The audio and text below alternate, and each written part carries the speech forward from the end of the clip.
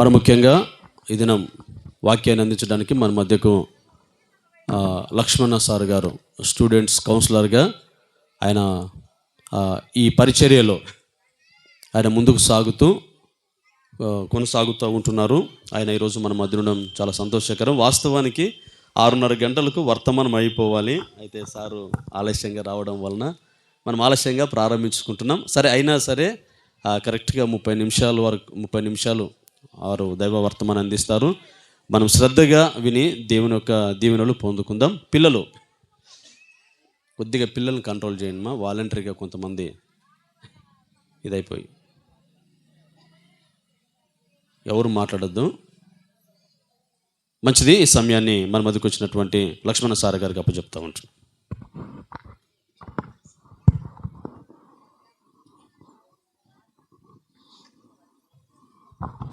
ప్రభు అయిన యేసుక్రీస్తు నామములో చేరువచ్చిన మీ అందరికి కూడా వందనాలు తెలియజేసుకుంటున్నాను. నా పేరు లక్ష్మణ్ అండి. నేను ఎమ్మిగనూరు ప్రాంతంలో విద్యార్థుల మధ్య పరిచర్య చేస్తూ ప్రత్యేకంగా స్టూడెంట్ కౌన్సిలర్గా పనిచేస్తూ మినిస్ట్రీలో కొనసాగడం జరిగింది. Thank you sir. మరి నాకు ఇచ్చిన అవకాశాన్ని బట్టి దేవాతి దేవునికి వందనాలు. మరి సంఘాన్ని నడిపిస్తున్న సంఘ కాపరి గారికి వారికి కూడా వందనాలు. సంఘ పెద్దలకు మరి అధ్యక్షుల వారికి ఇక్కడ ఉన్నటువంటి ప్రతి వారికి కూడా వందనాలు తెలియజేసుకుంటున్నాను. ఈరోజు నేను కొత్తగా విషయాలు ఏం చెప్పలే కానీ ప్రత్యేకించి క్రిస్మస్ పర్వదినాన్ని గుర్తు చేసుకుంటూ కొన్ని విషయాలు మీతోటి క్లుప్తంగా షేర్ చేయాలని నేను ఇష్టపడుతున్నాను. ఎక్కువ మిమ్మల్ని చూస్తున్నప్పుడు ఎక్కువ యూత్ కనిపిస్తున్నారు. 35 సంవత్సరాలు బిలో ఉన్నటువంటి వాళ్ళు, తక్కువ వయసు ఉన్న వాళ్ళు చేతులు ఎత్తుతారా ఒకసారి? 35 కంటే నాకు తక్కువ ఉన్నాయి. పెద్ద ఆయన మీరు కాదు. 35 కంటే తక్కువ వయసు నాది. చాలామంది యూత్ ఉన్నారు కదా, 35 సంవత్సరాల కంటే తక్కువ. ఇట్లా ఎవరు లేపట్లేదు. మీకు 35 రైట్, ఓకే, థ్యాంక్ యూ. నేను టయాన్ని వేస్ట్ చేసుకోను. ఎందుకంటే విద్యార్థుల దశ అనేది చాలా ప్రాముఖ్యమైనది. ప్రత్యేకంగా యవనస్తులు, 10th క్లాస్ చదివే వాళ్ళు, ఇంటర్మీడియట్, ఆ టైం చదువు లేకపోయినా సరే కొంతమంది యువత ఉంటారు ఇక్కడ. మరి చదువుకోకపోయినా సరే వాళ్ళు చర్చికి వస్తారు, సంఘానికి చక్కగా మంచి సహకారం అందిస్తారు, అన్నీ చేస్తుంటారు.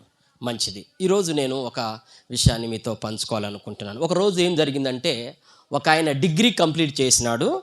కర్నూలు సిటీకి వెళ్ళేసి తన యొక్క జాబ్ నిమిత్తమై కొన్ని ఇంటర్వ్యూస్కి అటెండ్ అయ్యి అక్కడి లేట్ నైట్ అయిందనమాట. కర్నూలు నుండి ఆదోని బస్సు ఎక్కినాడు. బైచ్గిరి రావాలని అక్కడ దిగేశాడు అనమాట. ఇక్కడ వచ్చేసరికి దాదాపుగా 1 గంట ఆ టైం అయిందనమాట. ఏం వెహికల్స్ లేవు, అసలుకే భయస్థుడు, వేసవి కాలం. అట్లనే ధైర్యాన్ని కూడగట్టుకుంటూ బైచ్గిరి వస్తున్నాడు. వచ్చే క్రమంలో అతను వాళ్ళ ఇంటికి రావాలి, కరెంట్ లేదన్నమాట. వాళ్ళ ఇంటికి రావాలంటే పక్కనే సమాధుల తోట ఉంటుంది కదా, దాన్ని దాటుకొని అతను వారి ఇంటి వైపు రావాలి. దేన్ని దాటి రావాలమ్మా?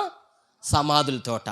ఆ సమాధుల తోటకి ఏంటంటే ప్రహరీ గోడ లేదు, ఓపెన్గా సమాధులు కనిపిస్తుంటాయి అన్నమాట.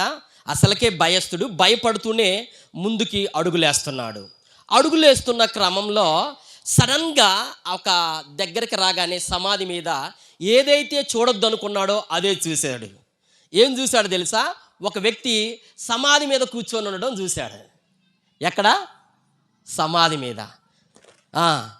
వీడికి కొద్దిగా భయం వేసింది. అరే, ఈ టైంలో ఏం చేస్తున్నాడు ఇతను ఏం చేస్తున్నాడు అని భయం వేసి ఇతన్ని పలకరించకుండానే వెళ్ళాలనుకున్నాడు. కానీ పలకరించి వెళదామని చెప్పేసి జస్ట్ దగ్గరకు వచ్చి ఏమన్నాడంటే, భయంతో రెండో ప్రశ్నలు అడిగినాడు. నెంబర్ 1 ఏ ప్రశ్న అడిగినాడంటే, నువ్వు ఎవడివి, నువ్వెందుకు ఇక్కడ కూర్చున్నావు? ఏమని అడిగినాడు? మాట్లాడాలి మీరంతా కూడా, మీకు అర్థమైతే మాట్లాడాలి. మీ ఎవరివి, నువ్వెందుకు కూర్చున్నావు? ఎవరిని అడుగుతున్నాడు ఈ మాట? సమాధి మీద కూర్చున్నావు. వాడేమన్నాడు తెలుసా? లోన గాలి ఆడట్లేదు. ఎక్కడ గాలి ఆడట్లేదు? లోన్ అంటే ఎక్కడ? సమాధిలో గాలి ఆడట్లేదు, అందుకే పైన కూర్చున్నాను అన్నాడంట. వీడికి కన్ఫర్మ్ అయిపోయింది, వీడికి ఖచ్చితంగా దయవేరా అనుకొని గుండెల్లో రైలు కాదు కదా, ఏకంగా విమానాలే పరిగెడుతున్నాయి. గట్టిగా శక్తినంతా కూడగట్టుకొని పరిగెడితే ఉర్రుకొచ్చేసి కాలనీ దగ్గర పడ్డాడు. వెంటనే ఇలాంటి లైట్లింగ్లో ఒక్కసారి లైట్లు వచ్చినాయి. లైట్ రాగానే అతను ఏమనుకున్నాడో తెలుసా, అరే ఇప్పుడు దాకా నన్ను నా ఎంట పడ్డాడు ఎవడో, మనిషినా లేకపోతే దెయ్యమనా అని ఏదో ఒకటి కన్ఫామ్ చేసుకోవాలి కదా. అతను ఒక్కసారి వెనక్కి తిరిగి చూస్తే ఎవడో కాదు, వాడి ఫ్రెండ్ కిషోర్. అరే కిషోర్, ఎంత దౌర్భాగ్యుడురా నువ్వు, నాకు అక్కడే చెప్పొచ్చు కదరా, ఎందుకు నన్ను ఇట్లా తమిరావు అంటే వాడు అన్నాడు కదా, ఏం లేదురా ఓకే సరదాకి. అసలు ఎందుకు చేసావు ఇలా అంటే, నీకు తెలిసిందే సమ్మరు, ఇంట్లో గాలి ఆడట్లేదు, అందుకనే నేను ఇక్కడ బయటకు వచ్చి కూర్చున్నాను అన్నాడు అనమాట. చూడండి, నేను ఎందుకు ఈ విషయాన్ని మీకు చెప్పానంటే, అతను భయం లేకుండా చెప్పినప్పుడు కూడా వినే అతనికి భయం కలిగింది. ఈరోజు నేనేం చెప్తున్నానంటే, క్రిస్మస్ అంటే మానవుడు కలిగి ఉన్నటువంటి పాపానికి దేవుడిచ్చే అభయమే క్రిస్మస్. చాలా రోజుల నుంచి మీరు క్రిస్మస్ సెలబ్రేట్ చేసుకుంటారు, కానీ అర్థం లేకుండా కొంతమంది చేసుకుని ఉండొచ్చు. అట్లా ఏమని తెలుసు అంటే, మీకు క్రిస్మస్ అంటే క్రీస్తుని ఆరాధించాలి, క్రిస్మస్ అంటే క్రీస్తు జననాన్ని చాలా ఎంజాయ్ చేస్తుంటారు. అది కరెక్ట్ కాదు. అయితే నేనేం చెప్తున్నానంటే, ప్రతి మనిషికి భయం ఉన్నది. ఇక్కడ భయం లేని వాళ్ళు ఎవరైనా ఉన్నారా? చిన్న పిల్లోడు మొదలుకొని పండువారిన ముసలోడు దాకా ప్రతి ఒక్క వ్యక్తికి భయం ఉన్నది. ఒక వ్యక్తి ఏమంటున్నాడంటే, ఈ భయాన్ని 4 రకాలుగా విభజించవచ్చు అన్నాడనమాట. నెంబర్ 1 ఏంటంటే ఫియర్ ఆఫ్ రిజెక్షన్. ఇంగ్లీష్లో దాన్ని ఫియర్ ఆఫ్ రిజెక్షన్ అంటారు. తెలుగులో ఏంటంటే, నన్నెవరన్నా తిరస్కరిస్తే, ఇప్పుడు నేను ఏదన్నా మాట చెప్పినావు అనుకో, నిన్ను గొరగానే ఇవ్వట్లేదు, ఇంట్లో కానీ సంఘంలో కానీ, నువ్వు పనిచేసే కాడ కానీ, నువ్వు ఒక ఉద్యోగం చేసే కాడ కానీ, చదువుకునే కాడ కానీ, ఎట్లా అనిపిస్తుంది మనకి? ప్రతిసారి నన్ను రిజెక్ట్ చేస్తున్నారా, వీళ్ళని మాత్రం చూసి కొట్టాలన్నట్టుగా ఫీల్ అవుతుంటాం. నెంబర్ 1 తిరస్కరిస్తారనే భయం. రెండోది ఏంటంటే ఫియర్ ఆఫ్ ఫెయిల్యూర్ అంటే నేను విఫలం అవుతానేమో అంటే, ఇంకా ప్రారంభించకుండా కొంతమంది ఏమనుకుంటారంటే, అసలు నా జీవితంలో నిజంగా జరుగుద్దంటవా అని భయం అన్నమాట. విఫలం అవుతుంది, ఫియర్ ఆఫ్ ఫెయిల్యూర్. మూడోది ఏంటంటే fear of falling in a despair. అంటే అర్థం ఏంటంటే, నిరీక్షణలో పడిపోతానేమో, నిరీక్షణ లేకుండా బ్రతుకుతానేమో అనే భయం. లాస్ట్ భయం ఏంటంటే ఫియర్ ఆఫ్ డెత్, మరణ భయం ప్రతి ఒక్కరికి ఉంది. ఇప్పుడు మరణ భయం లేకపోతే అర్థమవుతుందా, మరణం కంటే మరణ భయం మనిషిని చాలా కృంగదీస్తుంది.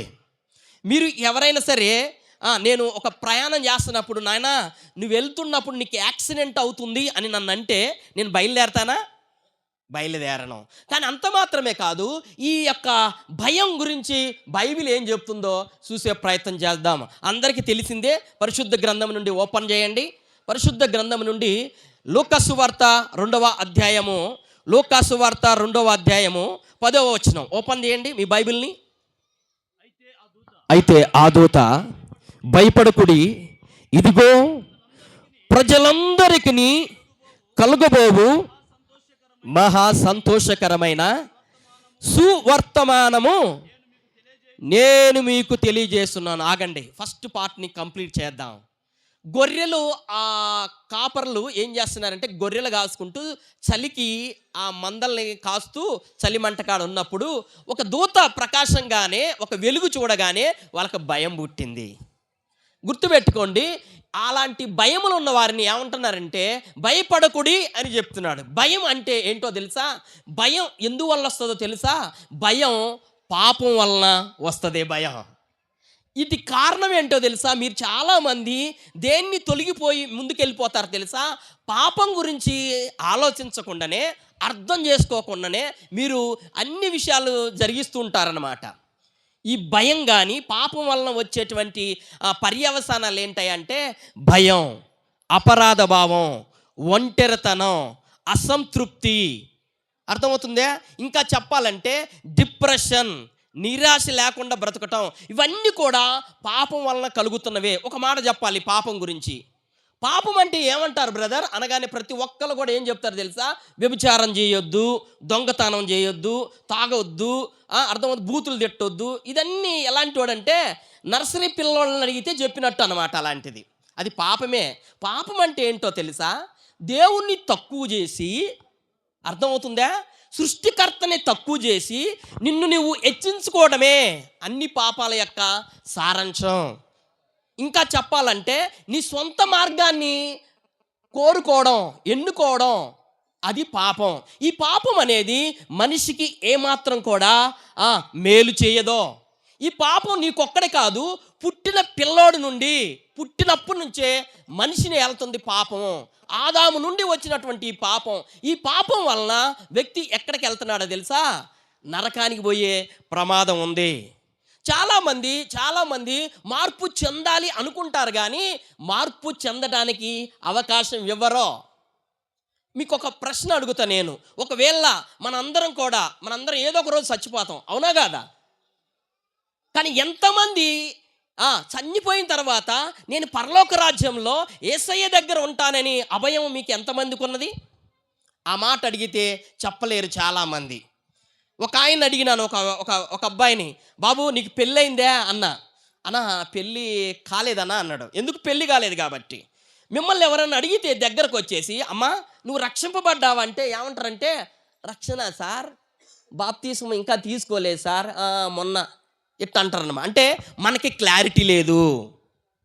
ఒకటి గుర్తుపెట్టుకోండి, ఈ క్లారిటీ లేకుండా ఈ భక్తి జీవితం చేస్తే, ఒకవేళ రక్షింపబడితే ఒక రక్షింపబడిన వ్యక్తి ఇలా ఉండాలా?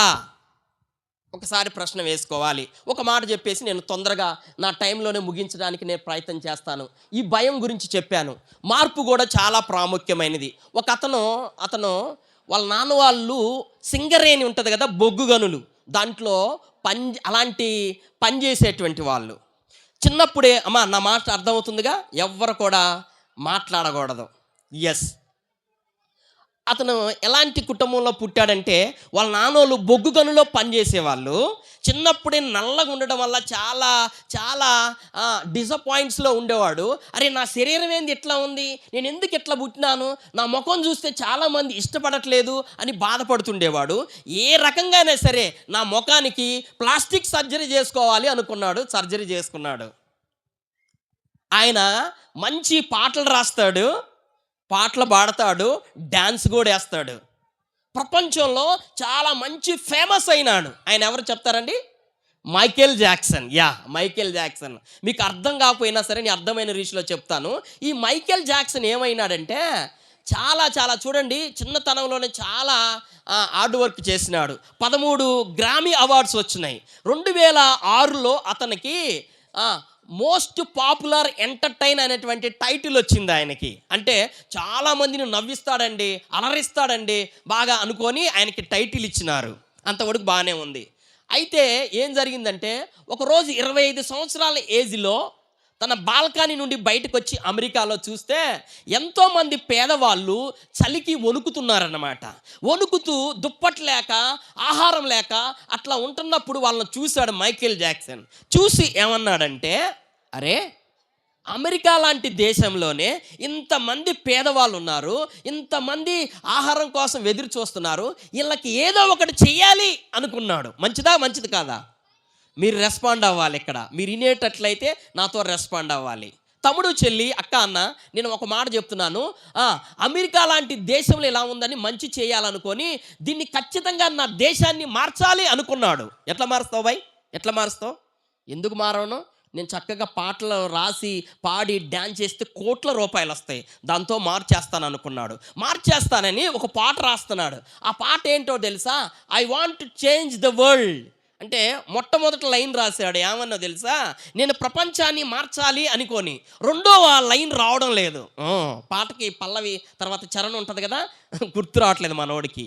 అటు ఇటు తిరుగుతున్నాడు, సిగరెట్ తాగుతున్నాడు, అటు ఇటు చేస్తున్నాడు, నిద్ర పట్టట్లేదు. అద్దం ముందుకు వచ్చేసి I want change the world, I want the change the world అంటున్నాడు. నేను ప్రపంచాన్ని మార్చాలి అని.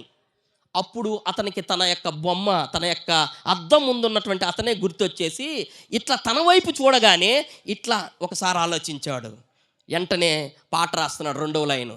If I want to change the world I must be change first. నేను ప్రపంచాన్ని మార్చాలంటే మొట్టమొదటగా ఎవరు మారాలమ్మా?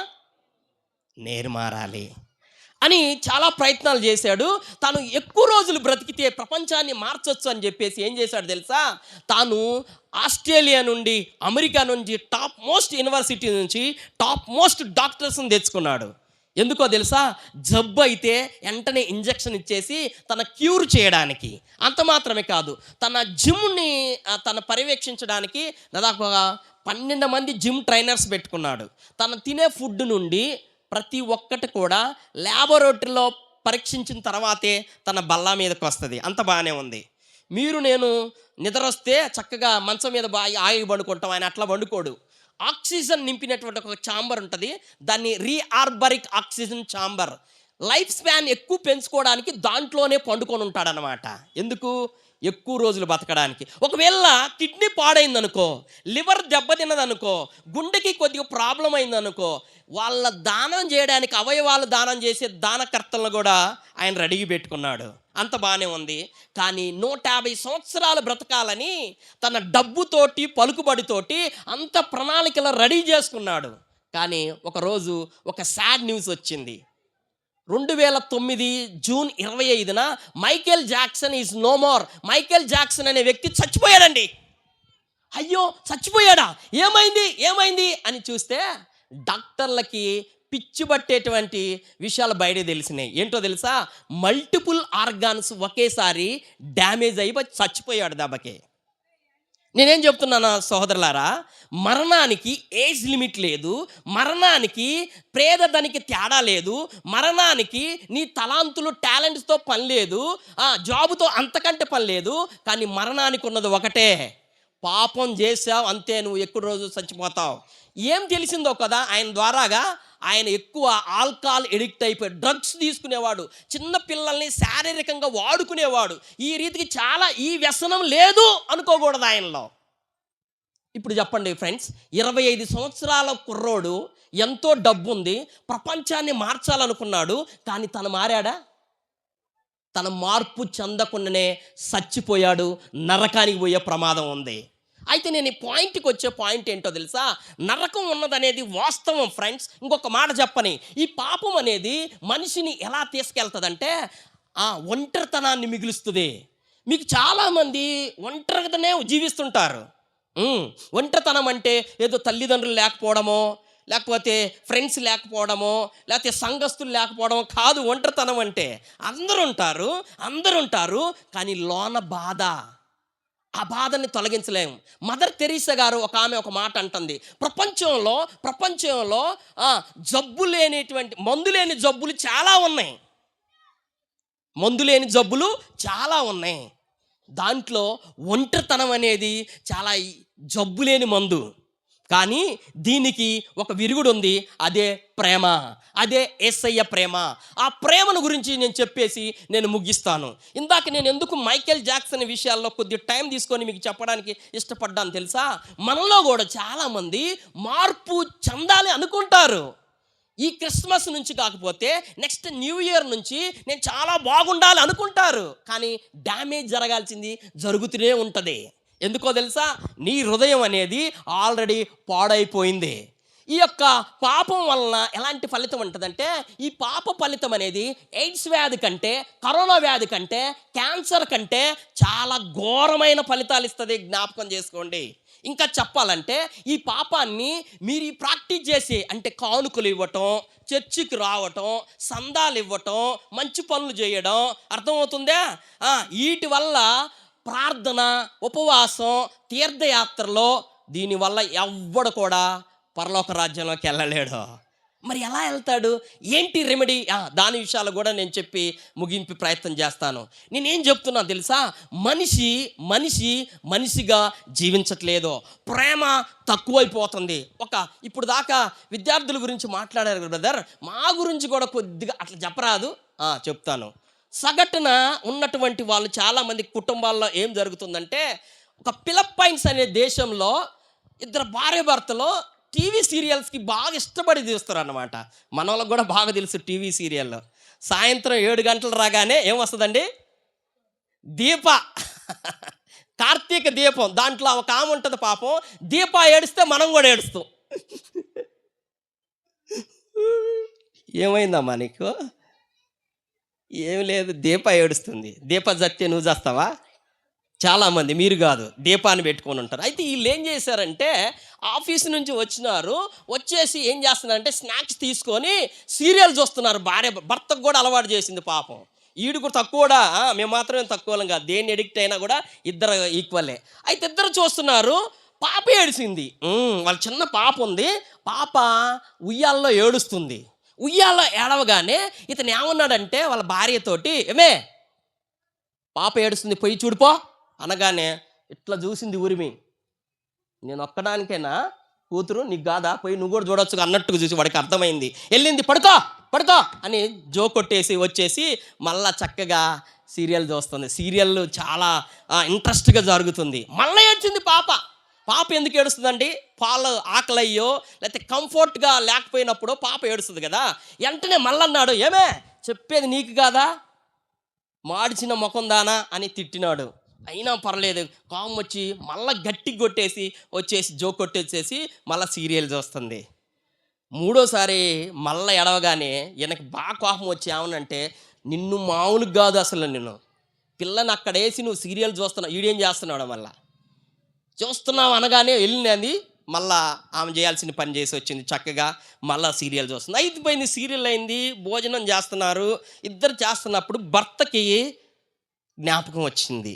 ఏమే పాప ఏం చేస్తుంది? భార్య మాట్లాడలేదు. ఏం చేస్తుంది చెప్పే, నిన్నే. మళ్ళా మాట్లాడలేదు.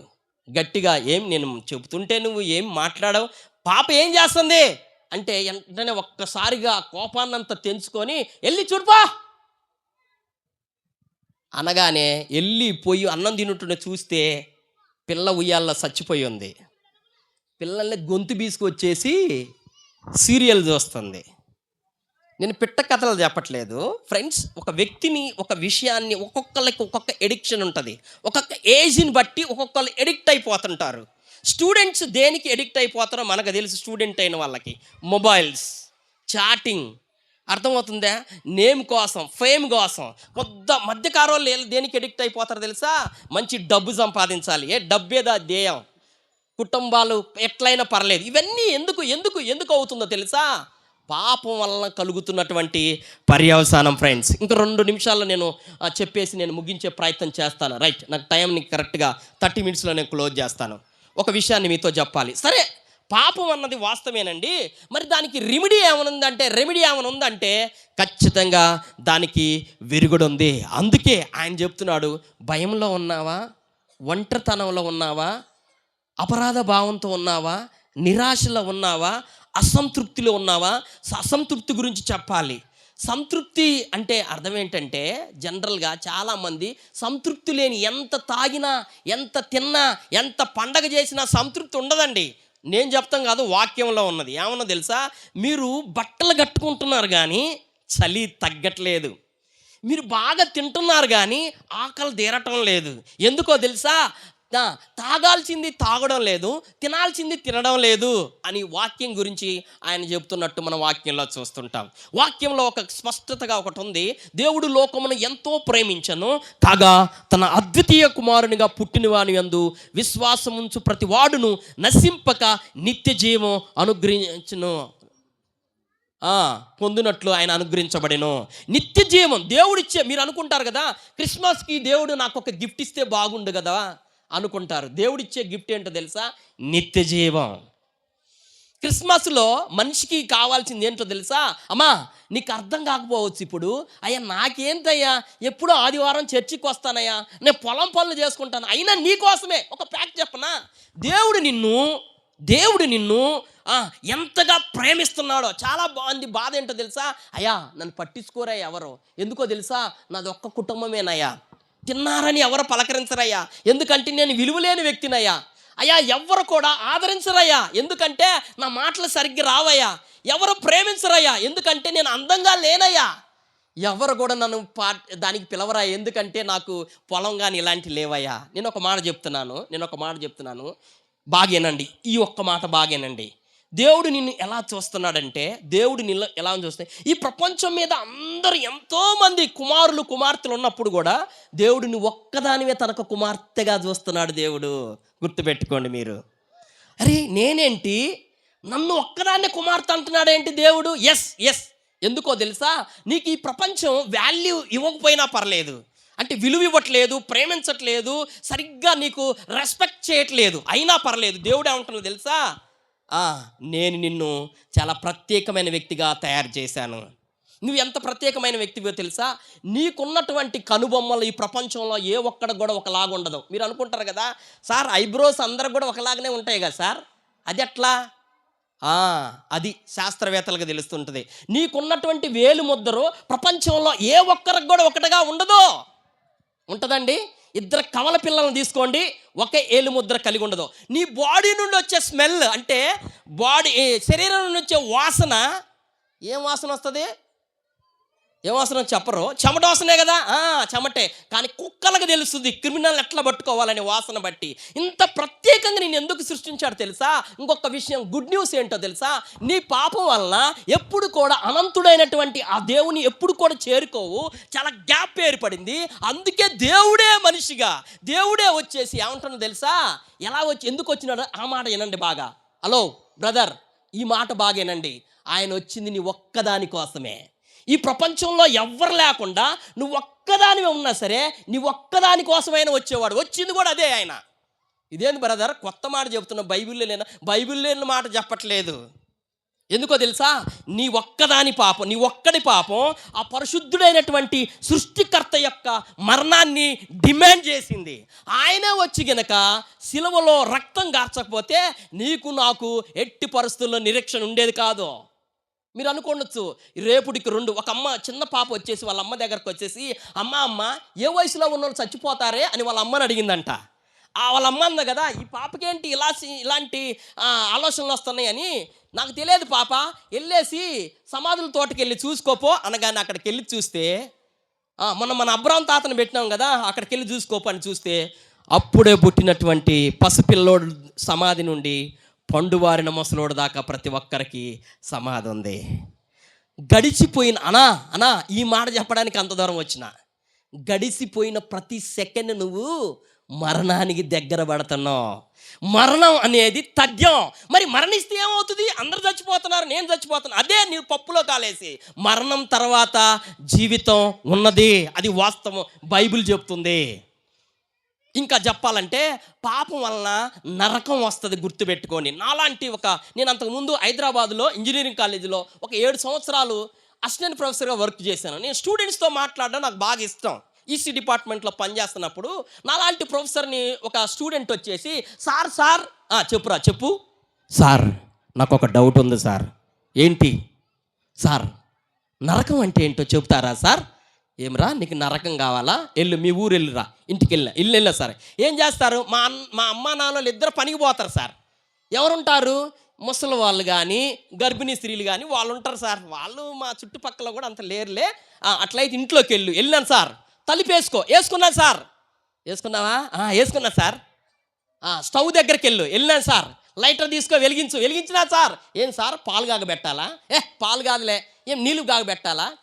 వెలిగించినాను సార్. ఏం చేయాలి సార్? 2 చేతులు ఆ మంట మీద పెట్టు. దేని మీద పెట్టాలమ్మా? సార్ నేను ఏమన్నా పిచ్చోడినే, లేకపోతే నువ్వు పిచ్చోడివే? 2 చేతులు మంట మీద పెడితే కాలిపోతాయి సార్. నేను పెట్టను. పెట్టవా? పెట్టను సార్. పెడితే ఏమవుతుంది సార్? ఇట్లా మంట నా శరీరాన్ని కాలుతుంటుంది సార్. ఒక కొవ్వుని గనక, ఒక మాంసపు కొవ్వుని గనక తీసుకొచ్చి నిప్పులేస్తే నూనె ఎట్లా కారుతుందో, నా చేతిలో నుండి నూనె అట్లా కారుతుంది సార్. ఇంకేం జరుగుతుంది సార్? గట్టిగా పండ్లు కొరుకుతా సార్, గట్టిగా కేకలేస్తా సార్. నా శక్తినంతా కూడగట్టుకొని ఎవరక్కడా ప్లీజ్ హెల్ప్ మీ అని చేస్తా సార్. ఇంకేమవుతుంది సార్? దాహం వేస్తా సార్. ఎవడైనా కొద్దిగా ఆ దాహం తీసుకొచ్చి నా నేలక మీద వేస్తే బాగుండు అనుకుంటా సార్. ఇంకేం వస్తుంది? చీకటి అవుతుంది సార్. మొత్తం కూడా రూమ్ అంతా కూడా పొగలతోటి, మంటలతోటి, అయ్యో నేను ఇక్కడ భరించలేని ఆ వేదన్ని ఎవరైనా హెల్ప్ చేయి అని అడుగుతా సార్. ఎస్, ఎగ్జాక్ట్లీ నరకంలో జరిగేది ఎగ్జాక్ట్లీ అదే తమ్ముడు చెల్లి. నువ్వు అనుకుంటున్నావు కదా ఏదో ఒక 30 సంవత్సరాలకి అయిపోయిందమ్మా, నేను 5 నిమిషాలు ఓపిక పెట్టకమని మిమ్మల్ని బతిలాడి మాట అడుగుతున్నాను. ఏదో ఒక రోజు నువ్వు నేను చచ్చిపోతాం, గుండె కొట్టుకోవటం ఆగిపోద్ది, మనల్ని తీసుకెళ్ళి పాతి పెడతారు, అంతటితో అయిపోయింది అనుకుంటే నీ భ్రమ అంతే. మన భ్రమల్లో బ్రతుకుతున్నాం. ఏంటి మరి వాస్తవం? చనిపోయిన తర్వాత లైఫ్ ఉంది. దేవుడు నిన్ను God made man for the eternity either hell or heaven అంటాడు ఒక భక్తుడు. అంటే తెలుగులో చెప్తా, దేవుడు మనిషిని నిత్యత్వం కోసం సృష్టించాడు. అయితే పరలోకం కానీ అయితే నరకం కానీ ఈ రెండిట్లో రెండే ఛాన్స్. కానీ ఎక్కడ ఎన్నిసార్లు నీకు వాక్యం వినపడుతున్నా దేవుని దగ్గరకు రావు. మన ప్రార్థన ఎట్లా చేస్తామో తెలుసా?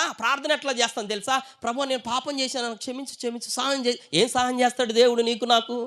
ఏం సహాయం చేయాలండి? అసలు నీకు తెలియదా పాపం చేసిందో లేదనేది? ఇప్పుడే నీ ఇష్టం వచ్చినట్టు చేస్తావు, వచ్చేసి ఏమంటో తెలుసా? చేశాను. అది కాదు ప్రార్థన. అయ్యా నేను చేశాను నాయన, నీ కాళ్ళు పట్టుకుంటా, నా బుద్ధి తక్కువతనాన్ని బట్టి నేను పాపం చేసి ఒక్కసారికి నన్ను క్షమించవా, ఇంకా చేయను అనే దానికి ప్రార్థన అంటారు. కానీ నువ్వేం ప్రార్థన చేస్తావన్నా మనం అనా? దయచేసి గుర్తుపెట్టుకోండి, నా బాధ ఏంటో తెలుసా? ఈరోజు ఇక్కడ ఉన్నటువంటి నేను రేపు ఉండకపోవచ్చు. మిమ్మల్ని అంటే బాధపడతారని నా గురించి నేను అనుకుంటున్నా. నాకు ఒక అస్యూరెన్స్ ఉందన్నా, నేను చచ్చిపోతే ఆ పరలోక రాజ్యం వెళ్తాననేటువంటి అస్యూరెన్స్ ఎవరిచ్చారు తెలుసా? ఆయన ఇచ్చినాడు. ఆయన ఇంట్రడ్యూస్ చేసి నేను క్లోజ్ చేస్తా.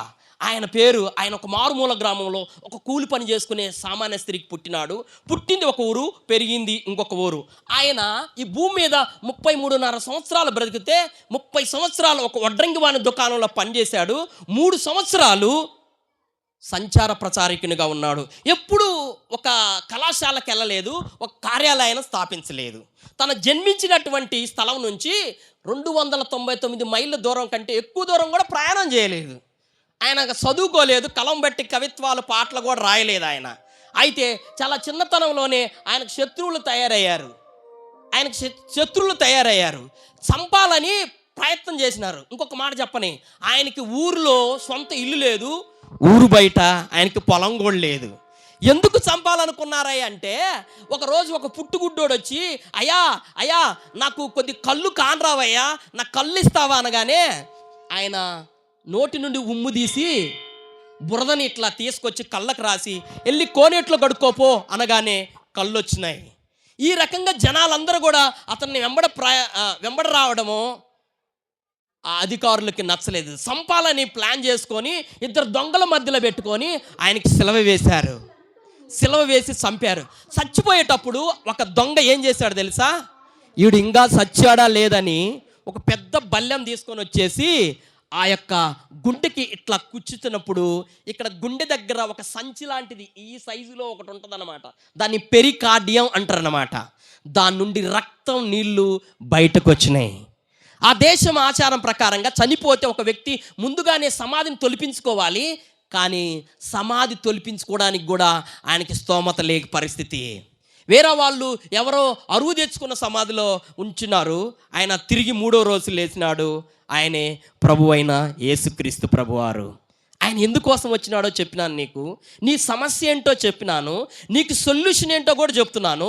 ఆయన రక్తం నీకు కారకపోతే, నా పాపాలకి చిందించకపోతే, ఆయన వచ్చిందే చనిపోవడానికి.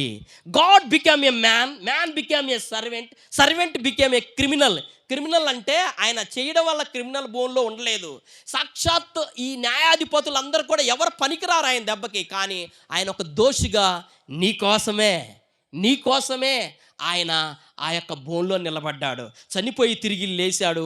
3వ రోజు లేచి మళ్ళా పరలోకంలోకి వెళ్ళిపోయినాడు.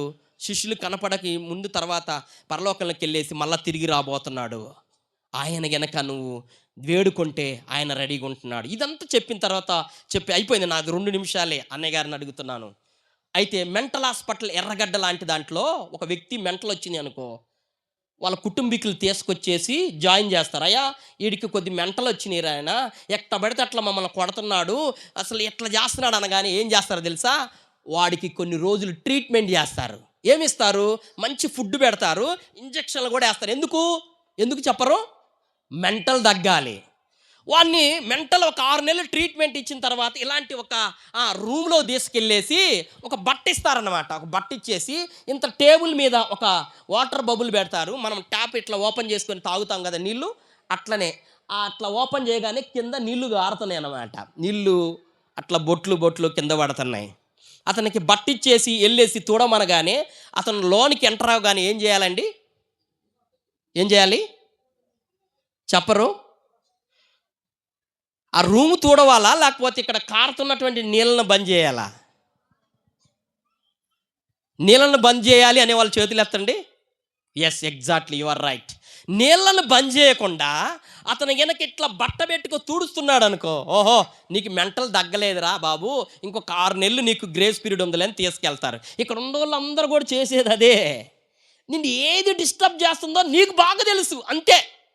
నెమ్మది లేకుండా, సమాధానం లేకుండా, భయంతో జీవితకాలం అంతయు అట్లనే ఎల్లదీస్తావు. ఏమంటారో తెలుసా? ఇంకా కొన్ని రోజులు బతకాలి, ఇంకా ఏం బతుకుతావు? ఒక స్టూడెంట్ని అడిగితే జాబ్ కొట్టాలి, పెళ్లి చేసుకోవాలి, పిల్లలు కనాలి, మంచి ఇల్లు కట్టాలి, కారు కొనాలి, తర్వాత పదవికి నామినేట్ చేయాలి, నామినేట్ అయిన తర్వాత సర్వీస్, ఇవన్నీ ఉంటాయి. కానీ మధ్యలోనే పోతాం మనం. పోకముందు గుర్తుపెట్టుకోమ్మా, గుడ్ న్యూస్, దేవుడు నీకు ఇచ్చే గుడ్ న్యూస్ ఏంటో తెలుసా? ఇదే అనుకూల సమయం, నేడే రక్షణ దినం. ఆయన వాక్యంలో ఒక మాట అంటున్నా, ఆ వాక్యం చదవనా? క్లోజ్ చేద్దాం. 1 యోహాను పత్రిక 1వ అధ్యాయం 9వ వచనం. అయిపోయింది టైం. 1 యోహాను పత్రిక 1వ అధ్యాయం 9వ వచనంలో ఈ రీతిగా, మన పాపములను మనం ఒప్పుకొని నీడలా ఆయన నమ్మదగిన వాడును నీతిమంతుడును గనుక ఆయన మన పాపములను క్షమించి సమస్త దుర్నీతి నుండి మనలను పవిత్రులుగా చేయును. మనలను, మన అన్న కాడ దయచేసి చెప్తున్నా వినండి, మన అన్న కాడ నీ పేరు పెట్టుకోండి. నువ్వు యాకోబు కావచ్చు, పేతురు కావచ్చు, రమేష్ కావచ్చు, సురేష్ కావచ్చు, మార్తమ్మ కావచ్చు, సుశీలమ్మ కావచ్చు, ప్రమీల కావచ్చు, ఎవరైనా సరే నువ్వు వ్యక్తిగతంగా ఇంటికి పోయి ఒకసారి ఆలోచించు. ఎన్ని రోజులు బ్రతుకుతాను నీ బ్రతుకు? ఎన్ని రోజులు బ్రతుకుతాను నీ బ్రతుకు? నేను ఈ బ్రతుకు బతికిన తర్వాత ఏమవుతాను అని నువ్వు గ్రహించకపోతే క్రిస్మస్ సెలబ్రేట్ చేసుకున్న వేస్ట్, అంతే అంతే. ఏదో ఒక రోజు నిన్ను ఖచ్చితంగా కూడా దేవుడు ఈ లెక్క అడుగుతాడు. అమ్మా నీకు ఎన్నోసార్లు చెప్పినాను కదా నాన్న, అన్న వాక్యం చెప్పినారు కదన్నా, దేవుడు నిన్ను ప్రేమిస్తున్న, పాపం చేయగాకమ్మా అని చెప్పాను కదా, ఎందుకు అటువైపే పోతావు? కుక్కే కక్కిన దానికోసం మళ్ళీ వచ్చి తింటది, కానీ మనుషులు దాన్ని అసహించుకుంటారు. పాపను గురించి ఆయన అదే అంటున్నాడు. ఒకవేళ ఇంకా వెళ్ళిపోతే నరకం తథ్యం, నరకంలో కాలటం ఏమాత్రం ఆయనకి ఇష్టం లేదు. అయితే కోతుల్ని కొంతమంది తింటారు, మీకు తెలుసో తెలియదు. కోతుల్ని మనం ఎట్లయితే పొట్టేలు మాంసము, కోళ్ళని ఎట్లయితే కట్ చేసుకొని మనం వండుకొని తింటామో, కోతుల్ని ఎలా తింటారంటే మిజోరం అలాంటి ప్రాంతంలో, నేను ఎంటెక్ చదివేటప్పుడు మా ఫ్రెండ్స్ కుక్కల్ని, కోతుల్ని కోసుకొని తినేవాళ్ళు. కోతుల్ని ఎలా తింటారంటే పట్టుకోవటం చాలా కష్టం. వాటిని ఏం చేస్తారంటే, శనక్కాయలు ఉంటాయి కదా, పంటలు పండుతాయి, వేరుశనగలు ఇంత తీసుకొచ్చి అప్పుడే పండిన దాన్ని ఒక ముంతలాంటి, ఇంతలా ఉండేటువంటి ముంతలాంటి తీసుకొచ్చేసి ఆ వేరుశనగలు ఆ ముంతలో పెడుతుంటారు. వీళ్ళు ఎక్కడో ఒక చెట్టు కొమ్మ మీద ఒక కర్ర పట్టుకొని అంతే రెడీగా ఉంటారు. ఆ కోతి ఏం చేస్తుందో తెలుసా? ఆ యొక్క వాసనకి, ఏదైతే వేరుశనగాలు వాసన ఉంటాయి కదా, వేరుశనక్కాయలో ఆ వాసనకు వచ్చేసి ఒక్కసారి కోతి అటు ఇటు చూసేసి ఏం చేస్తుంది తెలుసా? లోన చెయ్యి దూపి గట్టిగా ఇట్లా పట్టుకుంటుంది అనమాట. అది ఇట్లా పెట్టి ఒక్కొక్కటి తిందో, దానికి అలవాట్లేదు, దానికి అట్లా తింటాం, దాన్ని ఒక ఇంటం అంటలేదు. ఒక్కసారి ఇలా పట్టుకోగానే ఆ పిరికి నిండా ఏముంటాయి తెలుసా? శనగలు ఉంటాయి, శనక్కాయలో, కానీ తిట్టలాగుద్ది, కానీ ఆ ముంత చేయితోట ఉంటుంది. వదిలిపెడితే ఆ ముంత అట్లే ఉంటుంది, ఒక కాయ తీసుకోవచ్చు, కానీ అది వదిలిపెట్టదు. ఈ లోపల ఈ తోపులు అట్లా ఇట్లా జరుగుతున్న క్రమంలో వెనక నుండి వచ్చి ఒక ఆయన పెద్ద రోకల బండి లాంటి దాన్ని తీసుకొని వేస్తే ఒక్కసారి కింద పడుతుంది, రక్తం గారి వెంటనే చచ్చిపోద్ది. తీసుకెళ్ళేసి వండుకొని తింటారు. నేను ఎందుకు ఈ పాయింట్ చెప్పిన తెలుసా? నువ్వు కూడా ఎంత డేంజర్ అని తెలిసినా కూడా ఇది వదిలిపెట్టవు నువ్వు. పాపం మనిషిని నాశనం చేస్తుంది. ఇదే రక్షణ దినం. నాకు ఒక చెల్లి వరుస అవుతుంది మా ఊర్లో. చిన్నప్పుడే పెళ్లి చేసినారు. భర్త బాగా తాగుతాడు. చాలాసార్లు ఇంటికి వచ్చేది. వాళ్ళ నాన్న వాళ్ళు ఏం చేసేవాళ్ళంటే, ఎల్లమ్మ అతనితో కాపురం చేసుకో బుద్ధిగా, 2 పిల్లలున్నని చెప్పేవాళ్ళు. ఒక రోజు కొడుతున్నారని ఇంట్లోకి వెళ్ళేసి పిల్లోని పిలిచింది.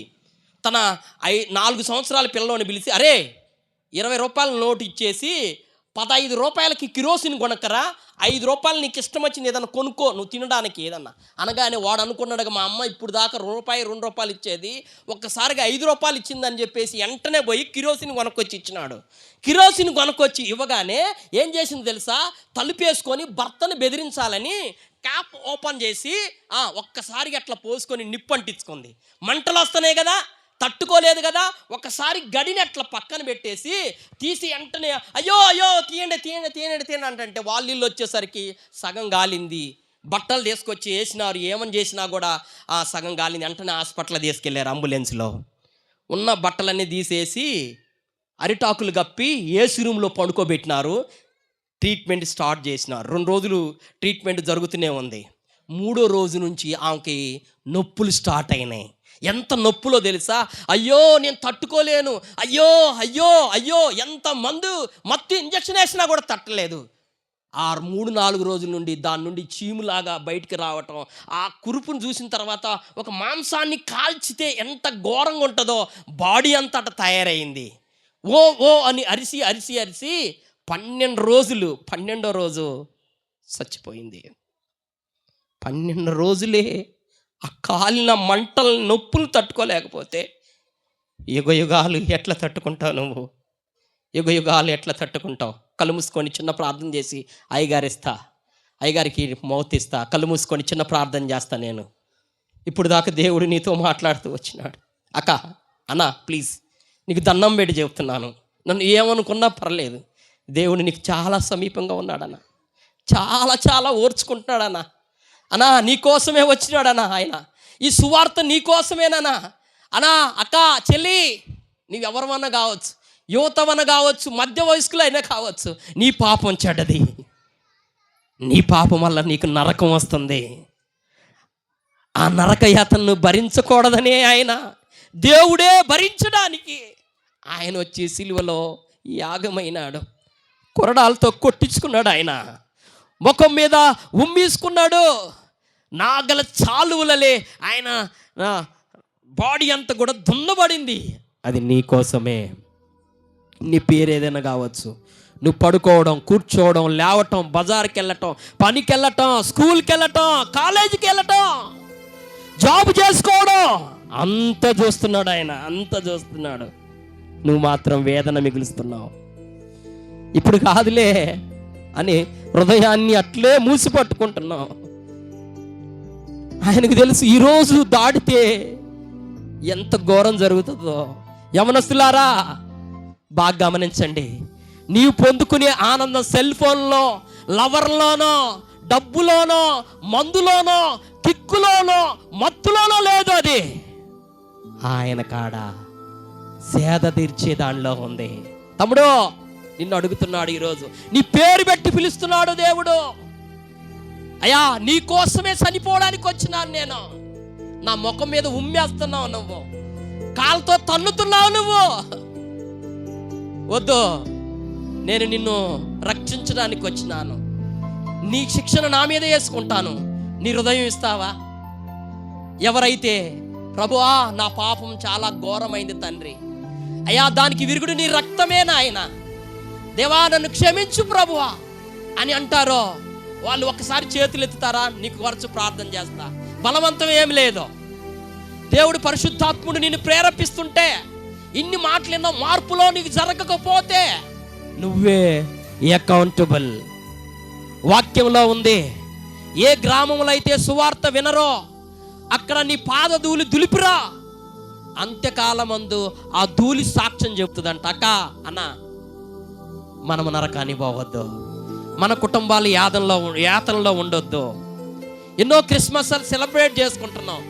కంటికి ఏది బాగా వింపుగా ఉంటే అది నువ్వు కోరుకొని ఉండొచ్చు. ఇప్పుడు దాకా నీ మనస్సాక్షిని గద్దించినా కూడా, నీ కుటుంబం ఇబ్బందులు పాలవుతున్నా కూడా, అవమానం వస్తున్నా కూడా నువ్వు వదిలిపెట్టకుండా ఉన్నావు, ప్రమాదంలో ఉన్నావు. ఆయన రక్షకుడు నిన్ను పిలుస్తున్నాడు, వేదనతో ఎదురు చూస్తున్నాడు, నీకోసమే పుట్టాడు. థ్యాంక్ యూ తమ్ముడు, థ్యాంక్ యూ సో మచ్ అన్నా. మళ్ళీ ఒక్క సంవత్సరం నేను ఉంటానో ఉండనో చెప్పలేను, కానీ నీకు లాస్ట్ ఛాన్స్ ఇస్తున్నటువంటి దేవుణ్ణి మాటను మాత్రం ధిక్కరించొద్దు.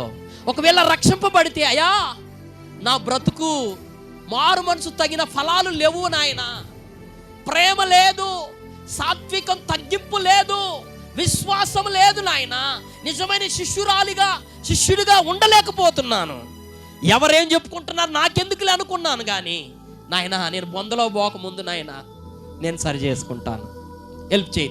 థ్యాంక్ యూ అన్న, థ్యాంక్ యూ. చేతులు దించండి, నేను ప్రార్థన చేస్తాను.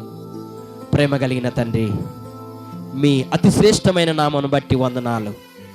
మా స్థాయిని మర్చిపోయి, మా బుద్ధి తక్కువతనాన్ని బట్టి మేము పాపం చేసినప్పుడు నాయన, మా పాపాన్ని బట్టి మమ్మల్ని సమాధిలో పంపేక ఇంకా 2025లో కూడా మమ్మల్ని సజీవ లెక్కలో ఉంచినందుకు వందనాలు నాయన. మాకంటే గనులు గొప్పవారు సమాధుల్లో ఉన్నారు నాయన. ఒకేసారి ఒక లైఫ్ అవకాశం నాయన అయ్యా మాకు ఇచ్చినందుకు వందనాలు నాయన. నువ్వే ఒక బహుమానంగా ఈ లోకానికి వచ్చినారు, తగ్గించుకున్నారు, దాన్ని బట్టి స్తోత్రాలు ప్రభువా. నా పాపం చెడ్డదని ఎంతమంది అయితే ఈరోజు నీ పాదాలు పట్టుకొని క్షమాపణ వేడారు, వారిని బట్టి నీకు వందనాలు ప్రభువా. దేవా, రక్షించినందుకు వందనాలు. కార్యం జరిగించండి, కుటుంబాల్లో సంతోషాన్ని మిగిల్చమని యేసు నామములో ప్రార్థించి వేడుకుంటున్నాను తండ్రి. Amen, amen. Thank you so much.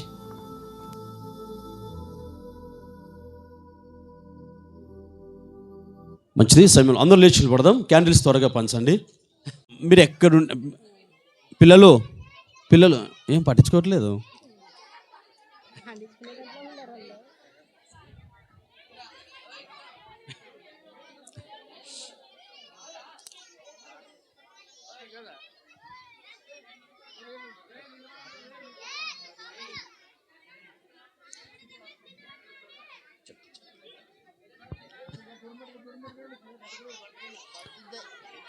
జాగ్రత్త,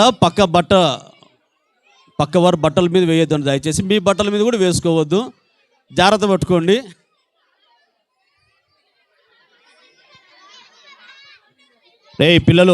పిల్లలు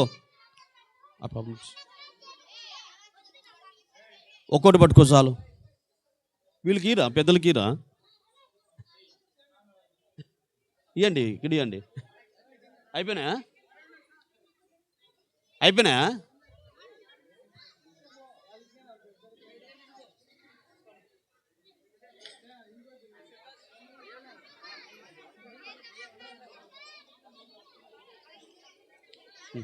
సుధా సార్,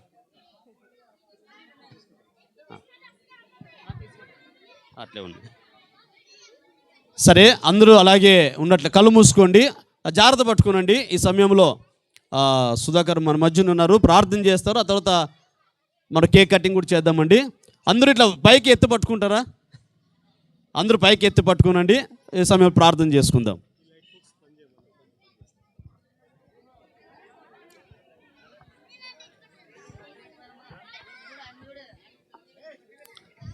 ప్రార్థన. పరిశుద్ధుడా, ప్రేమ కలిగిన మా తండ్రి, కృపాసత్య సంపూర్ణుడమైనటువంటి మా దేవా, మీకు వందనాలు స్తోత్రాలు చెల్లిస్తుంటున్నాం దేవా. అయ్యా, గతించిన దినములన్నీ మా దుర్దినములు అయినప్పటికీ నా ప్రభా, ఏ మంచి లేనప్పటికీ మమ్మల్ని నాయన సంవత్సరం ఆఖరి మాసంలో నిన్ను ఆరాధించు ఈ దినంలో నాయన మమ్మల్ని నిలవబెట్టినందుకై మీకు స్తోత్రాలు చెల్లిస్తూ ఉంటున్నాం దేవా. అయ్యా, మీ దాసుని నిలవబెట్టి ఇంతవరకు నాయన గూఢ సత్యమైన మాటలను వివరించారు. అయ్యా, మరి అందరికీ అర్థమయ్యే రీతిలో మీరు మాట్లాడినందుకే నీకు స్తోత్రాలు చెల్లిస్తుంటున్నాం దేవా. అయ్యా, ఈ మాటలు విని ఎందరైతే తమ హృదయాలను ప్రభువా నీ వైపు తిప్పారో, మరి ఎందరైతే నీ మాటను ఆలకించి నీ వైపు చూశారో వారందరిని బట్టి నాయన నీ పాదాల చెంతకు అప్పగిస్తుంటున్నాం దేవా. అయ్యా, ఇకనైనను నా ప్రభా వారు మనసు మార్చుకొని నీ వైపు తిరుగులాగా సహాయం చేయమని ప్రార్థిస్తుంటున్నాం దేవా. అయ్యా, మరి ఇక్కడ కూడా వచ్చిన ప్రతి బిడ్డను మీరు జ్ఞాపకం చేసుకునండి. అయ్యా, పిడికలు విప్పి ఇచ్చిన వారి కానుకలను బట్టి నీకు వందనాలు చెల్లిస్తుంటున్నాం దేవా. వారికి రావాల్సిన ప్రతిఫలాన్ని మీరు అందించు దేవుడివై ఉంటున్నావు నాయన. మీరు అనుగ్రహించమని ప్రార్థిస్తుంటున్నాం. ప్రతి విషయంలో నాయన ఆది మొదలుకొని ఈ ప్రారంభం నుంచి నాయన ముగింపు వరకు మీరు తోడయుండి నడిపించినందుకే నీకు స్తోత్రాలు చెల్లిస్తుంటున్నాం దేవా. అయ్యా, ముందున్న కార్యక్రమాన్ని కూడా మీ చేతులకు అప్పగిస్తుంటున్నాం. నీకు మాత్రమే మహిమకరంగా జరిగించమని, మీరే మహిమ ఘనత ప్రభావాలు పొందుకోమని మా ప్రభు రక్షకుడైన యేసుక్రీస్తు నామంలో బ్రతిమలాడి వేడుకుంటున్నాం తండ్రి. ఆమేన్.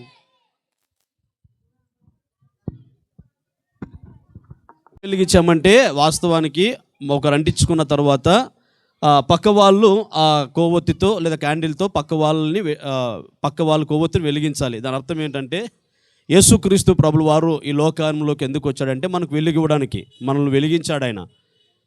వెలిగించినటువంటి ఆ ప్రభు ఏమని కోరుకుంటాడంటే మనము మరొకరిని వెలిగించాలన్నటువంటిది దీని యొక్క ఉద్దేశం. ఓకే, చాలా సంతోషం. ఈ సమయంలో పెద్దలు కేక్ కట్ చేస్తారు. ఇంకొక ఆయన రాలేదా? ఆర్పండి, ఆర్పేసేయండి. మీరే కట్ చేయండి.